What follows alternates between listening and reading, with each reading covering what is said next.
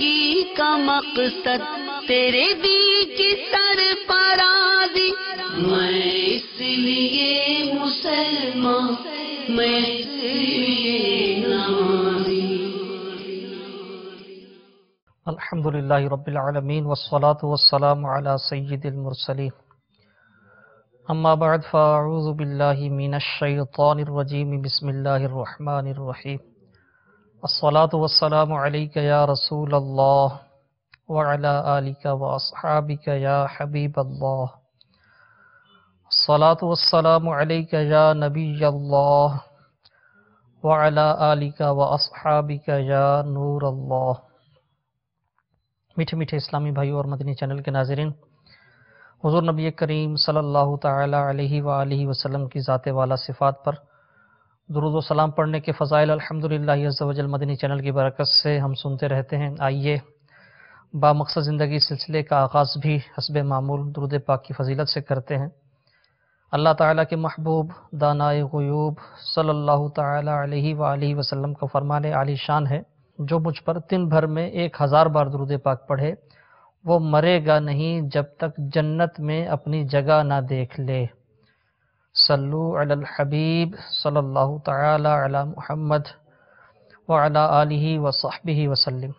فرمان مصطفیٰ صلی اللہ تعالی علیہ وسلم ہے، نیت المؤمن خیر من عملہ۔ آئیے اللہ عز و جل کی رضا کے لیے، حصول ثواب کے لیے سلسلے کے آغاز میں کچھ اچھی نیتیں کر لیجئے۔ انشاءاللہ عز و جل علم دین حاصل کرنے کے لیے نیت کیجئے کہ پوری توجہ کے ساتھ آخر تک سلسلے میں شریک رہیں گے۔ انشاءاللہ عز و جل جو سنیں گے اس پر عمل کریں گے، انشاءاللہ عز و جل نیکی کی دعوت عام کرنے کی نیت سے دوسرے اسلامی بھائیوں تک بھی پہنچائیں گے۔ صلو علی الحبیب صلی اللہ تعالی علی محمد وعلی آلہ وصحبہ وسلم۔ مدنی چینل کے ناظرین، انسانی جسم کو، اشیاء کو، مکان کو، اسی طرح جانوروں کو، کھیتی کو نظر لگنا، یہ اسی طرح نظر لگنا اور نظر سے بچنے کی تدابیر کرنا، یہ سب شرعاً ثابت ہے۔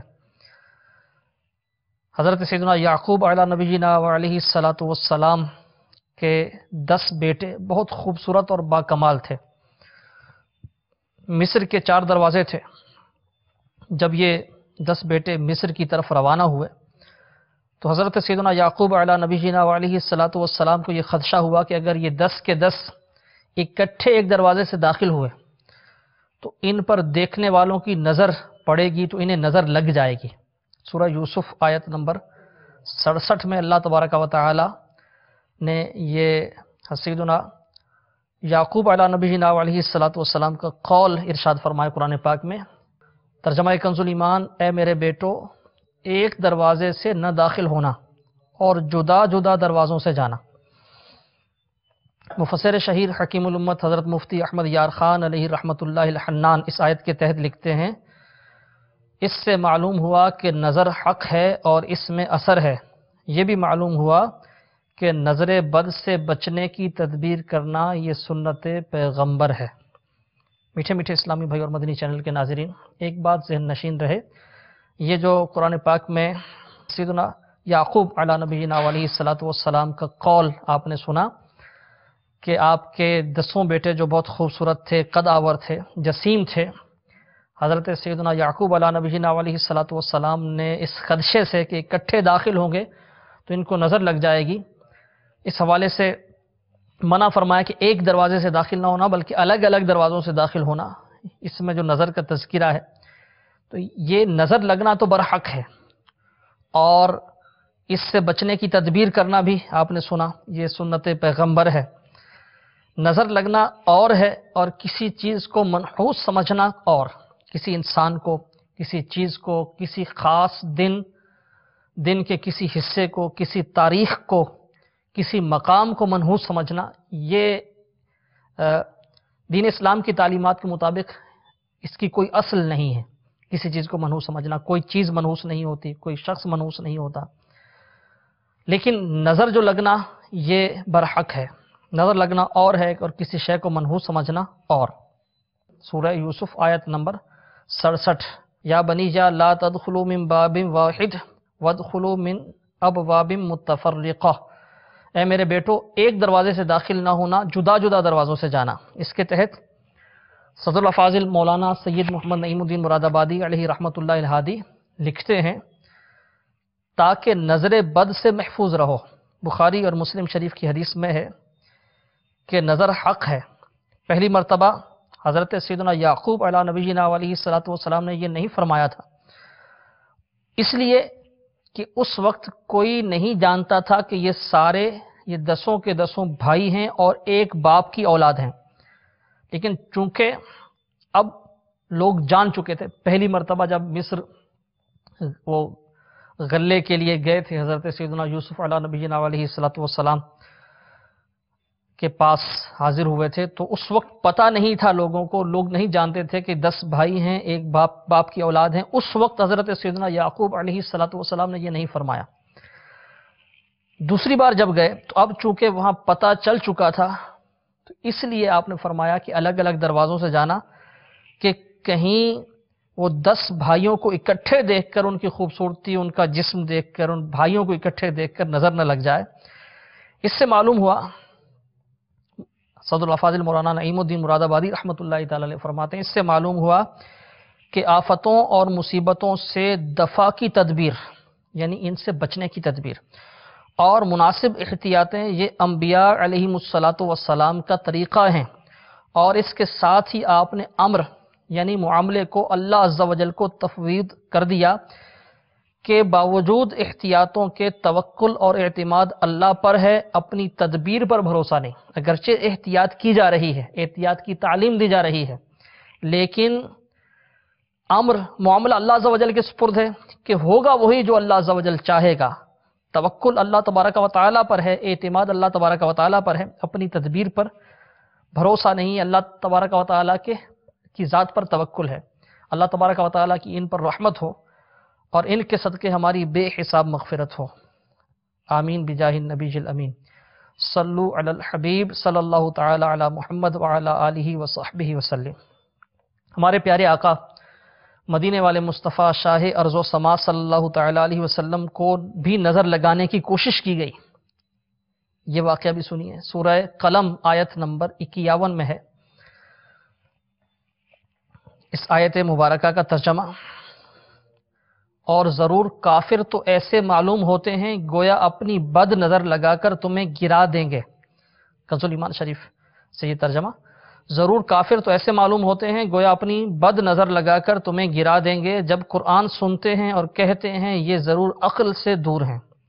صدر الافاضل حضرت علامہ مولانا سید محمد نعیم الدین مراد آبادی علیہ رحمۃ اللہ الہادی اس آیت کے تحت لکھتے ہیں، منقول ہے کہ عرب میں بعض لوگ نظر لگانے میں شورائے آفاق تھے، یعنی مشہور تھا کہ ان کی نظر لگتی ہے، اور ان کی حالت یہ تھی کہ دعویٰ کر کر کے نظر لگاتے تھے، یعنی جس چیز کو انہوں نے نقصان پہنچانے کے ارادے سے دیکھا، دیکھتے ہی ہلاک ہو گئی۔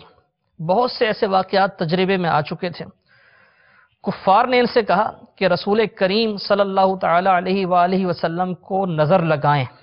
ان لوگوں نے حضور صلی اللہ تعالی علیہ وآلہ وسلم کو بڑی تیز نگاہوں سے دیکھا، کہنے لگے ہم نے اب تک نہ ایسا آدمی دیکھا نہ ایسی دلیلیں دیکھیں، اور ان کا کسی چیز کو دیکھ کر حیرت کرنا ہی ستم ہوتا تھا، لیکن ان کی یہ تمام جد و جہد بھی مثل ان کے اور مقاعد یعنی بری چالوں کے جو رات دن وہ کرتے تھے سب بیکار گیا۔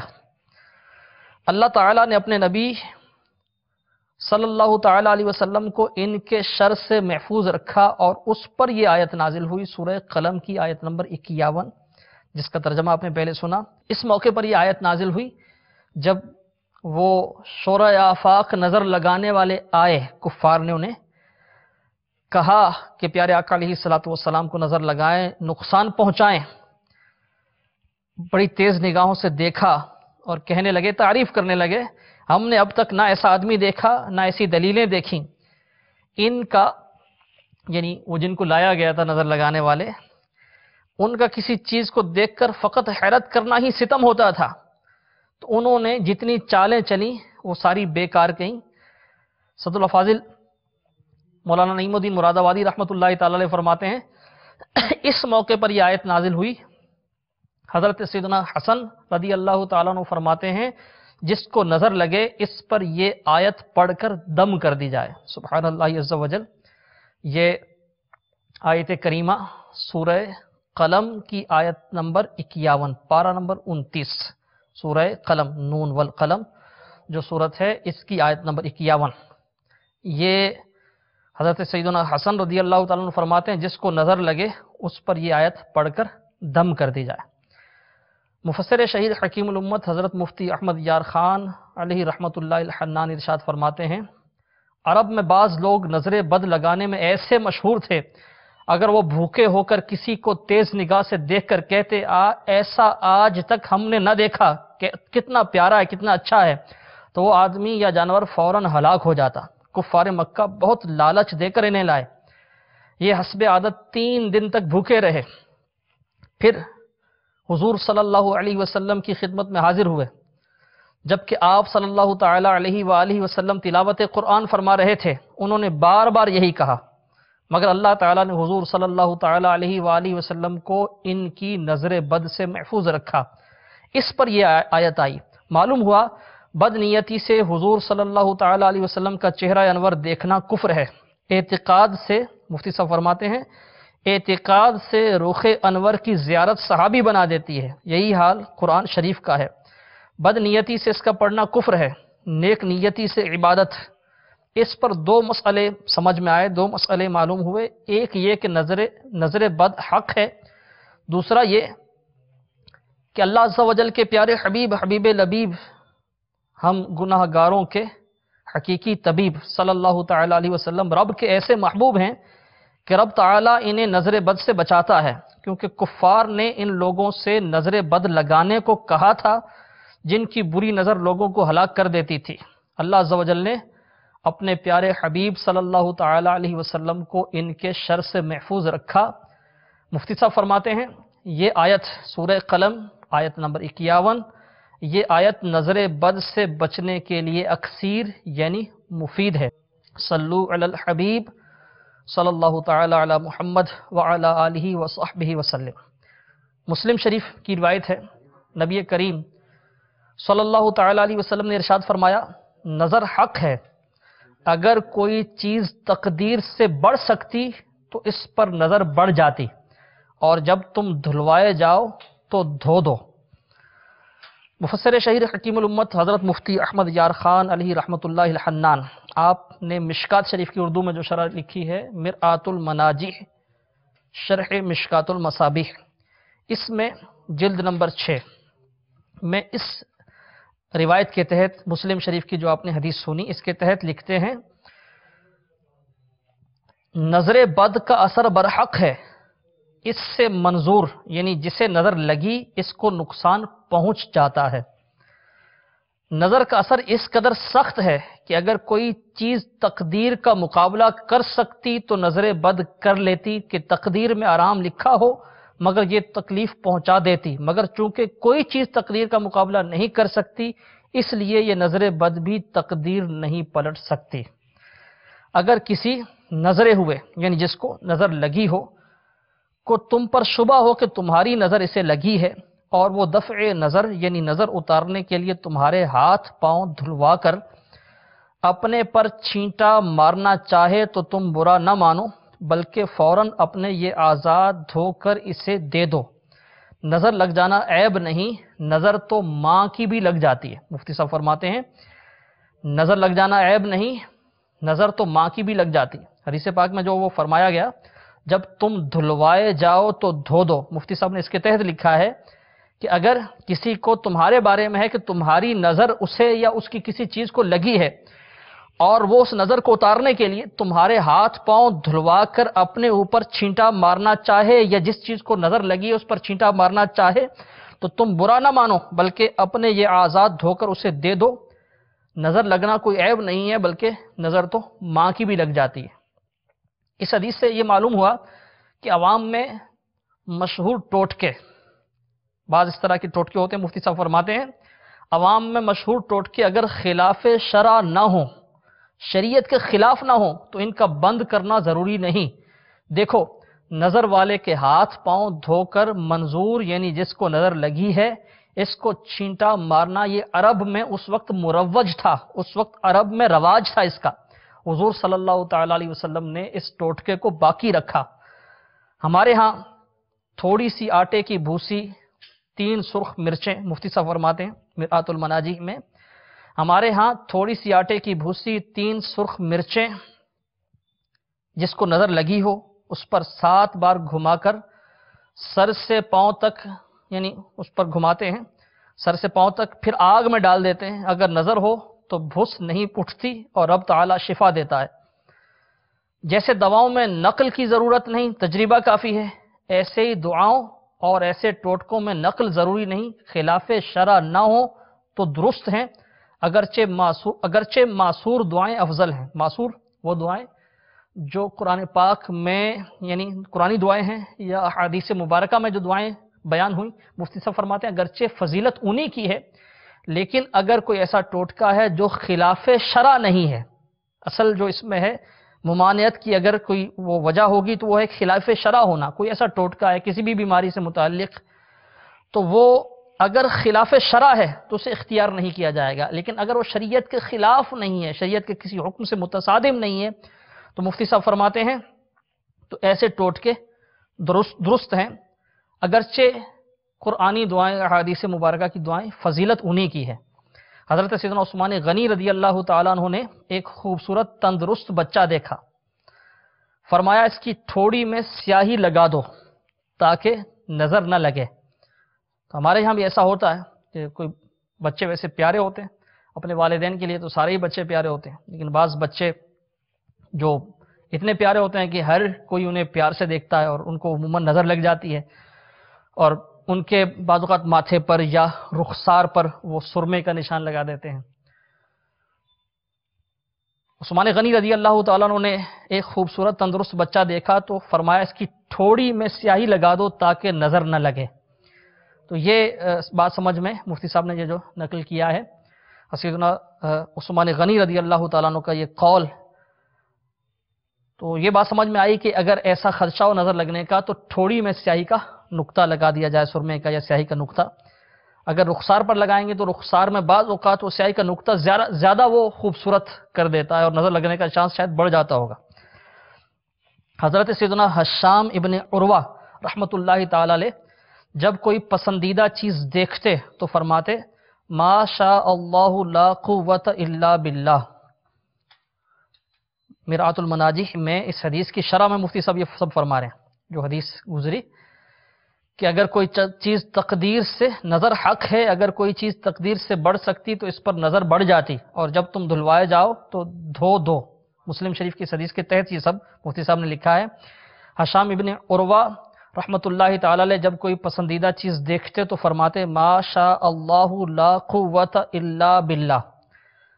تو جب بھی کوئی چیز آپ دیکھیں آپ کو اچھی لگے، پیاری لگے، تو ما شاء اللہ لا قوت الا باللہ، ما شاء اللہ لا قوت الا باللہ پڑھ لیں، انشاءاللہ عز و جل نظر نہیں لگے گی۔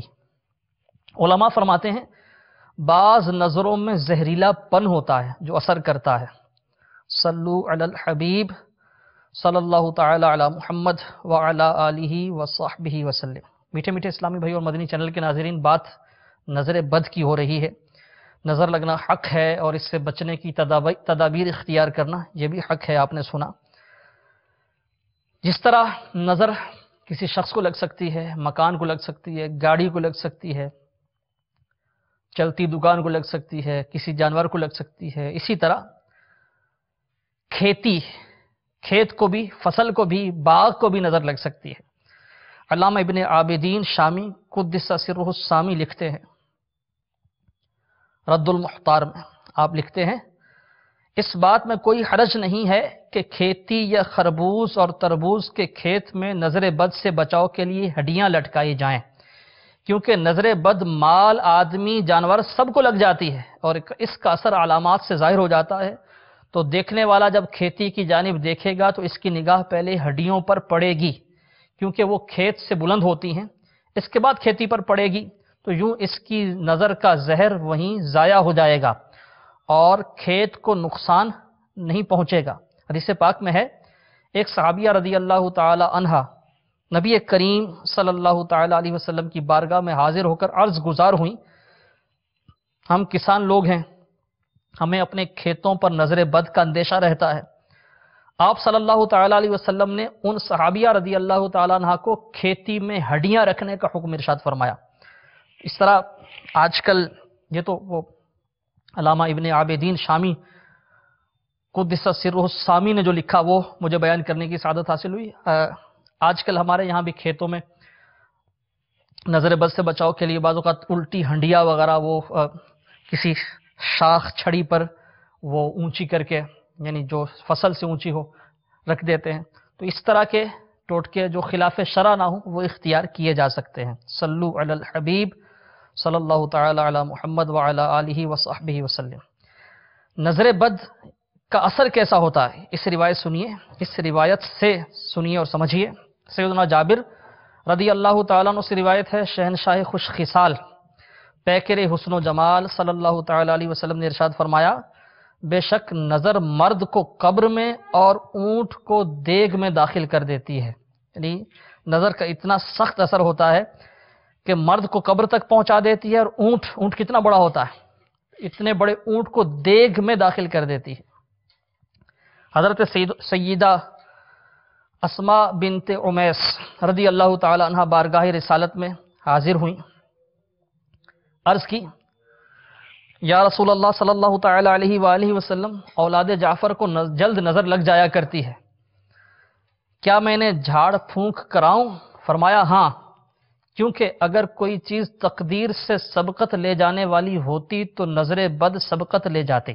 یہ ترمذی شریف کی روایت ہے کہ پیارے آقا علیہ الصلوۃ والسلام کی بارگاہ میں سیدہ اسماء بنت عمیس رضی اللہ تعالیٰ عنہ حاضر ہوئیں، عرض کی، یا رسول اللہ صلی اللہ علیہ وسلم، اولاد جعفر کو نظر لگ جاتی ہے، کیا میں انہیں جھاڑ پھونک کرواؤں، دم؟